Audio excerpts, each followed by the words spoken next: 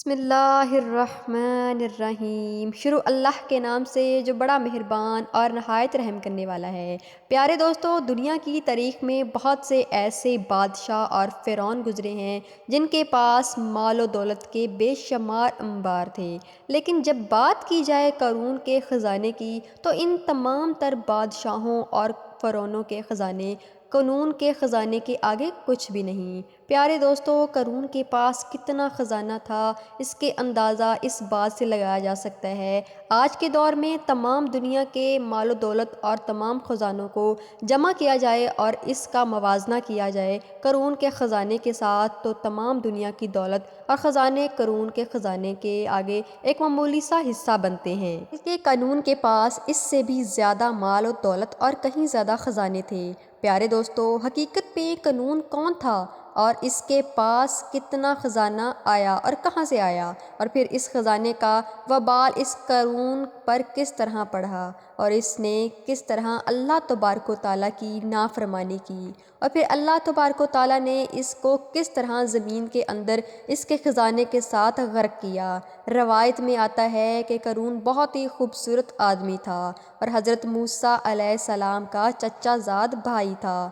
وہ بنی اسرائیل میں تورات کا بہت بڑا عالم تھا اور یہ با اخلاق اور ملنسار انسان تھا، لیکن بے شمار مال و دولت کے آتے ہی ایک دم سے بدل گیا اور حضرت موسیٰ علیہ السلام کا بہت بڑا دشمن اور مغرور ہو گیا۔ ارے دوستو، اس کے پاس اتنا خزانہ تھا کہ 70 اونٹ اس کے خزانے کی چابی لے کر چلا کرتے تھے۔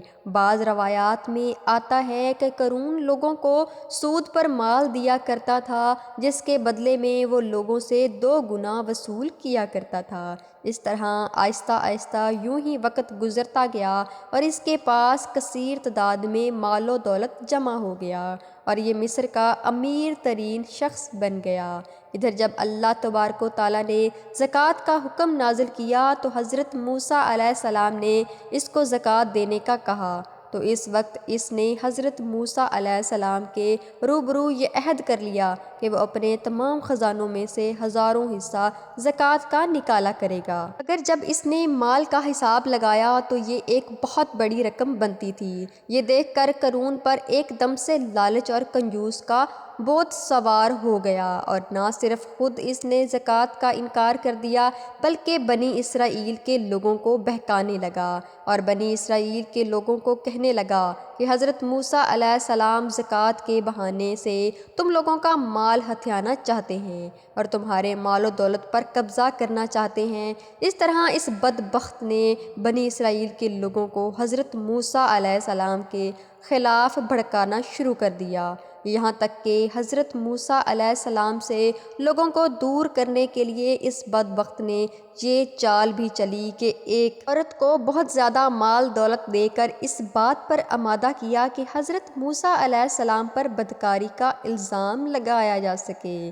چنانچہ ایک دن حضرت موسیٰ علیہ السلام ایک مقام پر کھڑے ہو کر بیان فرما رہے تھے کہ قارون نے حضرت موسیٰ علیہ السلام کو ٹوکا اور حضرت موسیٰ علیہ السلام سے کہنے لگا کہ آپ نے فلاں عورت کے ساتھ بدکاری کی ہے۔ تو اس وقت حضرت موسیٰ علیہ السلام نے ارشاد فرمایا کہ اس عورت کو میرے سامنے لاؤ۔ چنانچہ اس عورت کو جب حضرت موسیٰ علیہ السلام کی بارگاہ میں بلایا گیا تو حضرت موسیٰ علیہ السلام نے ارشاد فرمایا، اے عورت، تجھے اس پاک ذات کی قسم جس نے بنی اسرائیل کے لیے دریا سے 2 رستے بنا دیے اور بنی اسرائیل والوں کو عافیت اور سلامتی کے ساتھ دریا سے پار نکالا اور فرعون سے نجات بخشی، سچ سچ بتا کہ واقعہ کیا ہے۔ حضرت موسیٰ علیہ السلام کے جلال سے عورت کانپنے لگی اور اس نے بھرے مجھے میں صاف صاف کہہ دیا کہ اللہ تبارک و تعالیٰ کے نبی، مجھے قارون نے کثیر دولت دے کر آپ پر بہتان لگانے کے لیے آمادہ کیا ہے۔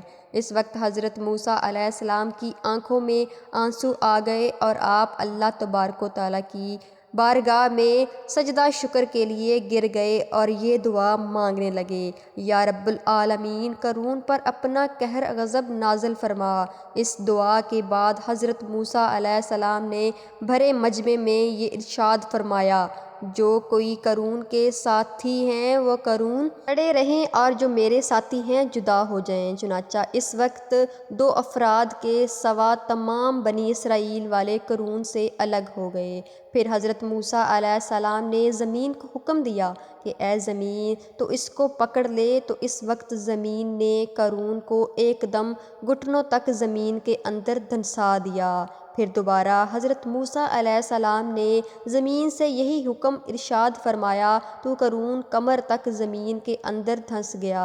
یہ منظر دیکھ کر قارون رونے لگا اور التجائیں کرنے لگا اور اپنے رشتہ داری کے واسطے دینے لگا، مگر حضرت موسیٰ علیہ السلام قارون کی طرف کوئی توجہ نہ فرمائی، یہاں تک کہ یہ بدبخت مکمل زمین میں دھنس گیا۔